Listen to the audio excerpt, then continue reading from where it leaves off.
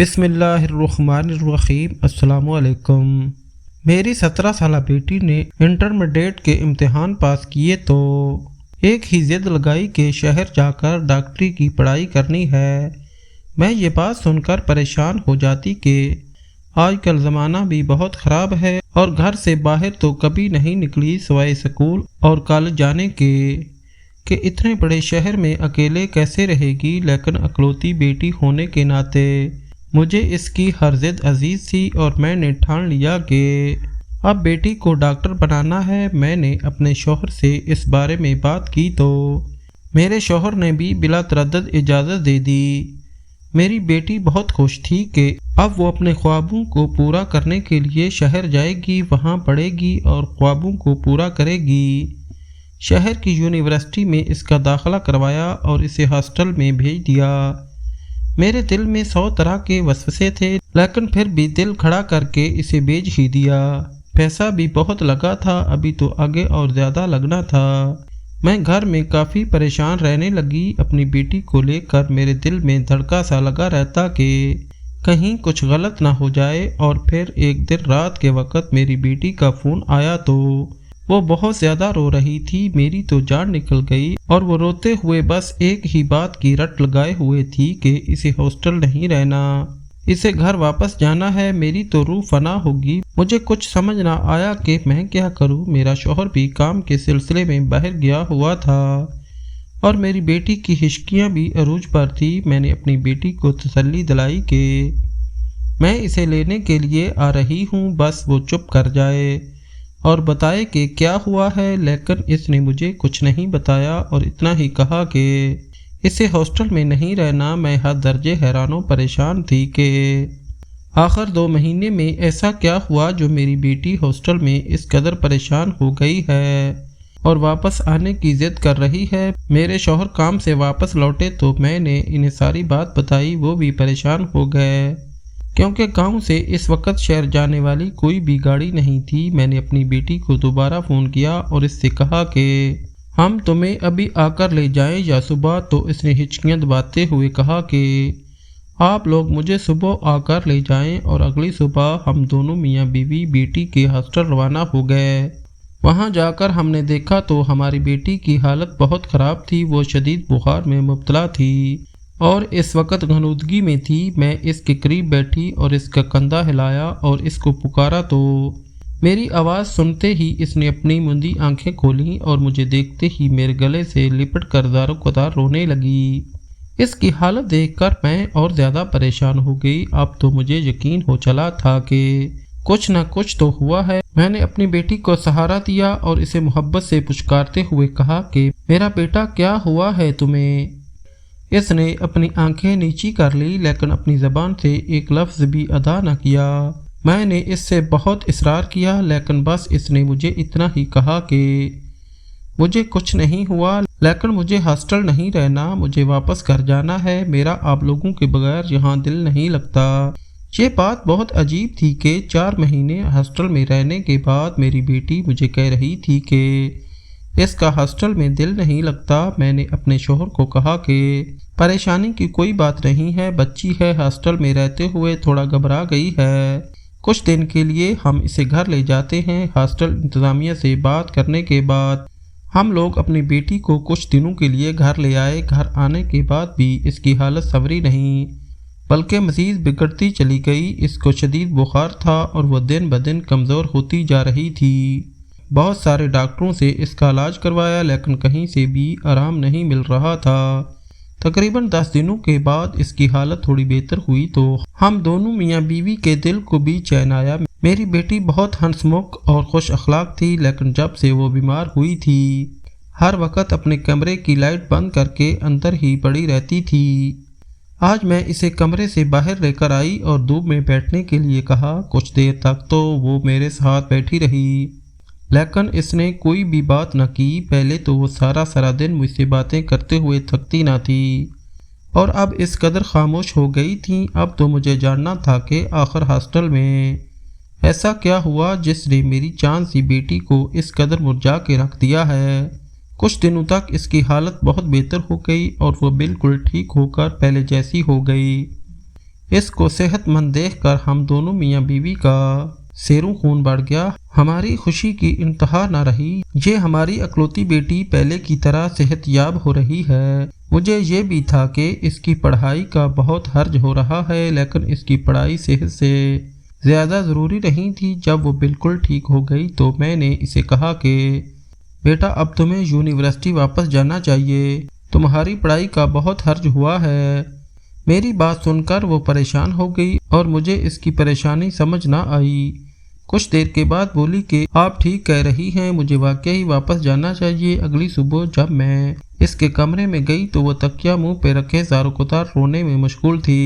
میں جلدی سے اس کے پاس گئی اور اس کے منہ سے کپڑا ہٹایا اور اس سے پوچھا کہ کیا ہوا ہے، تو کہنے لگی کہ میرے پیٹ میں بہت شدید قسم کا درد ہے جو کہ ناقابل برداشت ہے۔ میں نے اپنی بیٹی کو جلدی سے چادر اڑائی اور اسے لے کر اپنے گاؤں کے کلینک پہ لے آئی۔ ڈاکٹر نے اس کو چیک کیا اور اسے دوا دی۔ ڈاکٹر کہنے لگا کہ دوا کھانے کے بعد کچھ دیر تک یہ بالکل ٹھیک ہو جائے گی۔ گھر آ کر میں نے اسے دوا کھلائی اور تھوڑی ہی دیر بعد میں نے جب اس کی طبیعت پوچھی تو کہنے لگی اب مجھے زیادہ درد نہیں ہو رہا۔ میرا دل اب ہر وقت بیزار رہنے لگا کہ میری ایک ہی بیٹی ہے اور وہ بھی ہمہ وقت بیمار۔ یہ سوچ کر میں بہت غمزدہ ہو جاتی تھی۔ اب تو یہ روز ہی ہونے لگا، اس کے پیٹ میں شدید درد اٹھتا اور میں اسے کلینک لے جاتی۔ اندر کلینک میں ڈاکٹر الٹرا ساؤنڈ والے کمرے میں 10 منٹ تک اس کو چیک کرتا اور دوا دیتا۔ کچھ دیر تک وہ ٹھیک ہو جاتی۔ مجھے کبھی کبھی لگتا تھا کہ دال میں کچھ کالا ہے، لیکن پھر وہی اپنی سوچ کو جھٹک دیتی۔ میرے شوہر نے مجھے کہا کہ ہماری بیٹی کی اب شادی کی عمر ہے، وہ ہاسٹل جانا نہیں چاہتی اور آگے پڑھنا بھی نہیں ہے۔ اس نے تو ہم ایسا کرتے ہیں اس کی شادی کر دیتے ہیں۔ میں پریشان تھی کہ اپنے شوہر کو کیسے بتاؤں کہ اب ہر وقت اس کے پیٹ میں درد رہنے لگا ہے، لیکن میں نے اپنے شوہر سے کوئی بات نہ کی اور اس کی ہاں میں ہاں ملائی۔ ایک دن میرے شوہر نے مجھے کہا کہ ان کے دوست کا بیٹا ڈاکٹر ہے، وہ ہمارے گھر رشتہ لے کر آنا چاہتا ہے ہماری بیٹی کے لیے۔ میں نے کہا ٹھیک ہے، آپ بلائیے۔ رشتہ دیکھنے کے لیے لڑکے کی ماں اور لڑکا آیا تھا۔ ہمیں لڑکا بہت پسند آیا۔ شہر میں گھر تھا، لیکن وہ رشتہ کسی اچھی گاؤں والی سلجھی ہوئی لڑکی سے کرنا چاہتا تھا جو اس کا گھر اچھے سے سنبھال سکے۔ اور پھر میرے شوہر تو ان کے دوست تھے، تو ہمیں بھی کوئی اعتراض نہ تھا اور نہ ہی انہیں کوئی تھا۔ ہم لوگوں نے رشتہ پکا کر دیا اور 2 مہینوں کے بعد شادی کی تاریخ بھی طے ہو گئی۔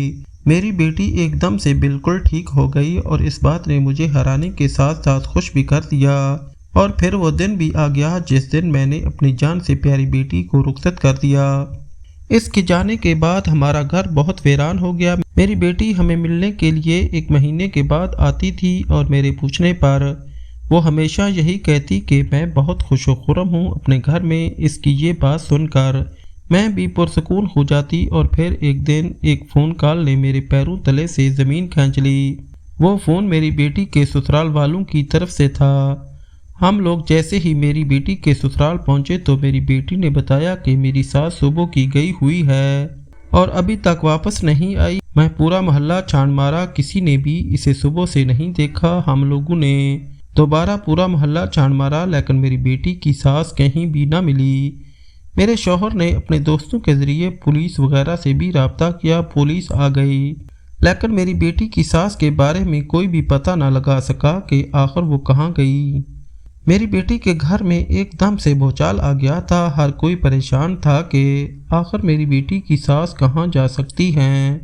ہم لوگ تو واپس آ گئے۔ شام تک میری بیٹی کا شوہر بھی باہر کے ملک گیا ہوا تھا اپنے کسی کام کے سلسلے میں۔ میری بیٹی کے شوہر کا نام علی تھا۔ 1 مہینے کے بعد میری بیٹی کا شوہر بھی باہر کے ملک سے واپس لوٹ آیا تھا، لیکن اس کی ساس کا کوئی اتا پتہ نہ تھا۔ 2 ہفتوں کے بعد ایک دن اچانک ہی میری بیٹی شام کے وقت اپنے کپڑوں کا بیگ ساتھ لیے آ گئی۔ وہ بہت پریشان تھی۔ میں نے اسے بٹھایا، پانی وغیرہ پلایا اور اس سے پوچھا کہ کیا ہوا ہے، تو میری بیٹی نے مجھے کہا کہ امی مجھے معاف کر دو، میں بہت بری بیٹی ہوں۔ میں اس کی بات سن کر حیران رہ گئی کہ آخر وہ ایسا کیوں کہہ رہی ہے۔ تو اس نے مجھے جو باتیں بتائیں انہیں سن کر میں ایک بار کانپ کر رہ گئی۔ میری بیٹی نے مجھے کہا کہ ساس کی گمشدگی کے بعد میرا شوہر باہر کے ملک سے لوٹ آیا، وہ بھی بہت پریشان تھا۔ اس نے ہر ممکن کوشش کی ڈھونڈنے کی، لیکن اس کا کہیں پتہ نہ کروا سکا۔ مجھے یوں محسوس ہو رہا تھا جیسے وہ اپنی ماں کو لے کر بہت زیادہ پریشان ہو، اس لیے مجھے نظر انداز کر رہا ہو، لیکن کچھ دنوں کے بعد اس نے مکمل ہی مجھے نظر انداز کر دیا۔ میں نے اس سے بات کرنے کی کوشش کی اور اسے کہا کہ جب سے آپ آئی ہیں آپ نے میرے ساتھ کوئی بات چیت نہیں کی۔ میرا شوہر مجھے کہنے لگا کہ میں اپنی سرگرمیوں میں مشغول ہوں، مجھے کسی کی پرواہ کرنے کی کوئی ضرورت نہیں۔ اپنے شوہر کا یہ جواب سن کر مجھے یقین ہی نہیں آ رہا تھا کہ یہی میرا شوہر ہے جو مجھ سے اتنے میٹھے لہجے میں بات کرتا تھا، اب اس قدر تلخ بیانی کر رہا ہے۔ میں نے اس سے پوچھنے کی بہت کوشش کی کہ مجھ سے کوئی غلطی ہوئی ہے تو مجھے بتاؤ، لیکن اس نے اپنے لبوں سے کفل نہ ہٹائے۔ کچھ دن کے بعد مجھے یوں محسوس ہوا جیسے گھر میں کسی چیز کی تیاری چل رہی ہے۔ میں کچن میں آئی تو میری نند انواع و اقسام کے کھانے بنا رہی تھی۔ میں نے ان سے پوچھا کہ خیریت ہے، آج اس قدر تیاریاں کس بات کی؟ تو اس نے مجھ سے رعب جمانے والے انداز میں کہا کہ آج گھر میں مہمان آنے والے ہیں اور آپ اپنے کمرے میں ہی رہنا نہیں تو اچھا نہیں ہوگا۔ اپنی نند کا یہ رویہ بھی میری سمجھ سے باہر تھا۔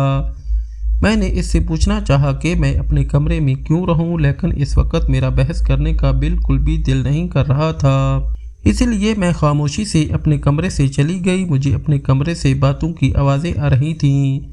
میرا شوہر اور نند دونوں بہت خوش نظر آ رہے تھے۔ میری طبیعت بہت خراب تھی، لیکن میں نے کسی کو بھی نہیں بتایا۔ پچھلے کچھ دنوں سے مجھے شدید چکر آ رہے تھے، آج بھی مجھے شدید چکر آنے لگے اور ساتھ ہی الٹی شروع ہو گئی۔ میں بے حد گھبرا گئی۔ اسی وقت میری نند میرے کمرے میں میرے شوہر کو لے کر داخل ہوئی اور اس کے منہ سے جو باتیں نکل رہی تھیں ان کو سن کر مجھے یوں لگا کہ ابھی زمین پھٹ جائے اور میں اس میں سما جاؤں۔ اپنی ذات پر لگائے جانے والے اتنے گھٹیا الزامات کو سن کر کس کا گناہ پل رہا ہے جو اس کی یہ حالت ہو رہی ہے؟ میں چکراتے سر کے ساتھ بیڈ پر ڈھہ گئی۔ میرا شوہر میرے قریب آیا اور اس نے مجھے 2 تھپڑ مارے۔ مجھے کہا کہ بس ذات بتاؤ تمہارے اندر کس کا گناہ پل رہا ہے؟ میں دل میں سوچنے لگی کہ ایک ڈاکٹر ہو کے یہ ایسا کیسے کر سکتا ہے۔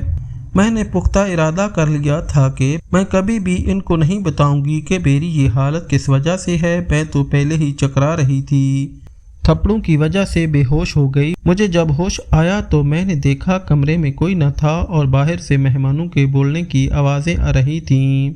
میں اٹھ کر دروازے تک آئی تو باہر سے آوازیں آئیں کہ ہم یہ رشتہ پکا سمجھیں۔ مجھے سمجھ نہ لگی کہ مجھ پر اتنے گھٹیا الزامات لگا کر کس کا رشتہ پکا کیا جا رہا ہے۔ رات کے وقت جب میرا شوہر میرے کمرے میں آیا تو میرے شوہر نے مجھے کہا کہ میں اپنے گھر جا سکتی ہوں، وہ شادی کر رہا ہے۔ میں نے اپنے شوہر کو کہا کہ اب اس گھر سے میرا جنازہ ہی نکلے گا۔ یہ سن کر وہ آگ بگولا ہو گیا اور کہنے لگا کہ جب گناہ کر رہی تھی تب کچھ یاد نہیں آیا۔ میں ایک بار پھر خاموش ہو گئی۔ اگلے دن مجھے پتہ لگا کہ لڑکی والوں کو کسی نہ کسی طرح سے پتہ لگ گیا کہ میرا شوہر شادی شدہ ہے اور انہوں نے شادی سے انکار کر دیا۔ میرے شوہر نے مجھ سے الگ کمرے میں رہنا شروع کر دیا۔ میں پتہ لگانا چاہتی تھی کہ آخر میرے شوہر اور نند نے میرے ساتھ ایسا کیوں کیا ہے۔ یہ جاننے کے لیے میں نے سوچا کہ اس کے کمرے میں جا کر دیکھتی ہوں۔ رات کو میں اس کے کمرے میں گئی سونے کے لیے کہ اس نے میرے ساتھ ایسا کیوں کیا۔ مجھے دیکھ کر وہ ایک پل کے لیے پریشان ہو گئی تو میں نے اس سے کہا کہ مجھے اپنے کمرے میں ڈر لگ رہا ہے، اسی لیے میں تمہارے کمرے میں سونے لگی ہوں، اور میں جا کر آرام سے بیڈ پر لیٹ گئی۔ 5 منٹ کے بعد میں نے ہلکی سی آنکھ کھول کر دیکھا تو وہ کمرے کے درمیان میں ایک ٹاٹ بچھا کر اس کے اوپر بیٹھی ہل ہل کے کچھ پڑھ رہی تھی، اور ایسا محسوس ہو رہا تھا جیسے اس کا ذہنی توازن بگڑا ہوا ہو۔ تھوڑی دیر کے بعد وہ میرے قریب آئی۔ میرے دل میں خوف کی شدید لہر اٹھی۔ مجھے ایسا لگا جیسے ابھی وہ مجھے کچھ کر دے گی، لیکن وہ چپ چاپ آ کر میرے قریب بیٹھ گئی اور اس کی باتیں سن کر میرے سر پر ساتوں آسمان آ گرے اور قدموں تلے سے زمین سرک گئی۔ وہ مجھے کہنے لگی کہ بھابھی تم کتنی ڈھیٹ انسان ہو، میں نے ہر ممکن کوشش کر لی تمہیں گھر سے نکالنے کی، لیکن تم نکلی ہی نہیں۔ میں نے تمہیں گھر سے نکالنے کی کوشش کی، تمہارا شوہر تمہارا نہیں رہا، تم مکمل پر تنخواہ ہو گئی ہو۔ اگر خوش میں نہیں ہوں تو رہنے تمہیں بھی نہیں دوں گی۔ میں نے اتنا سب کچھ کر لیا لیکن تم پھر بھی نہیں نکلی اس گھر سے۔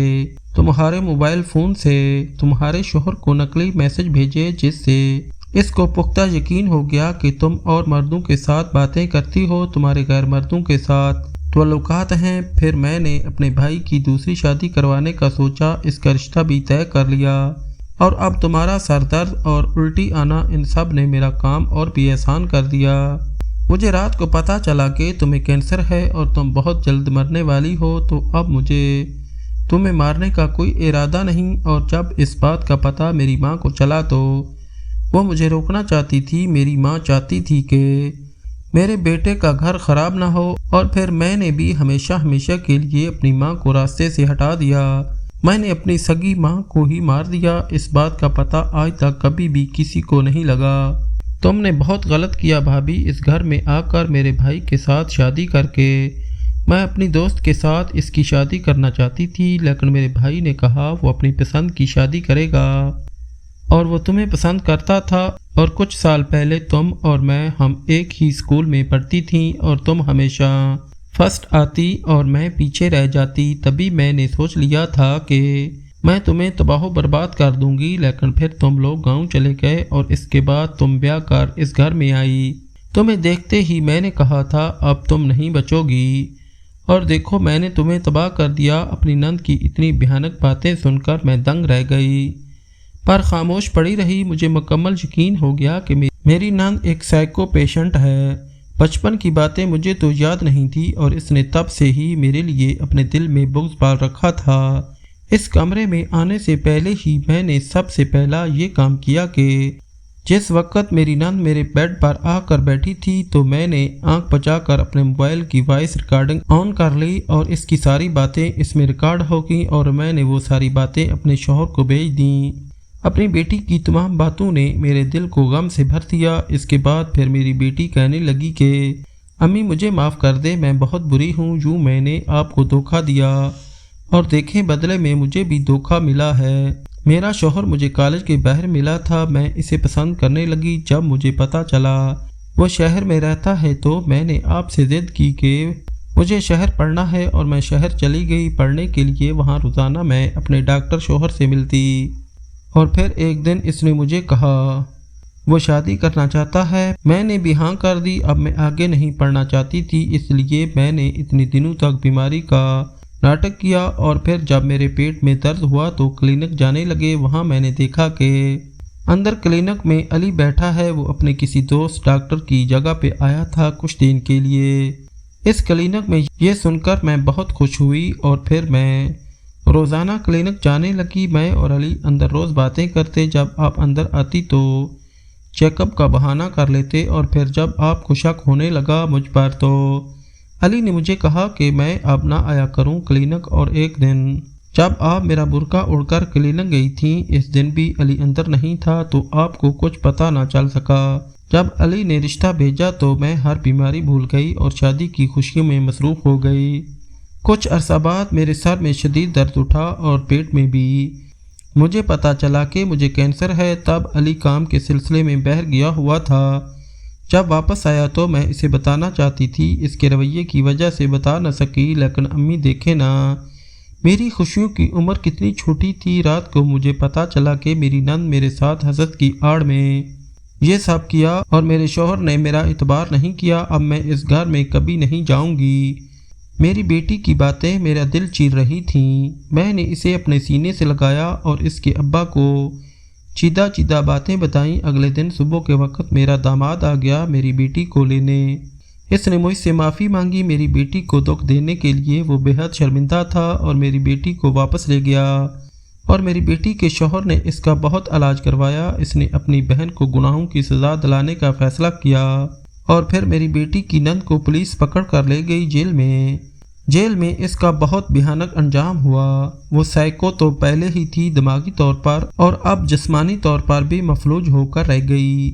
और अब मेरी बेटी एक खुशो-खुर्रम ज़िंदगी गुजार रही है अपने घर में। माँ बाप को धोखा नहीं देना चाहिए और ना ही किसी से हसद करना चाहिए। ये चीज़ें तबाह बर्बाद कर देती हैं।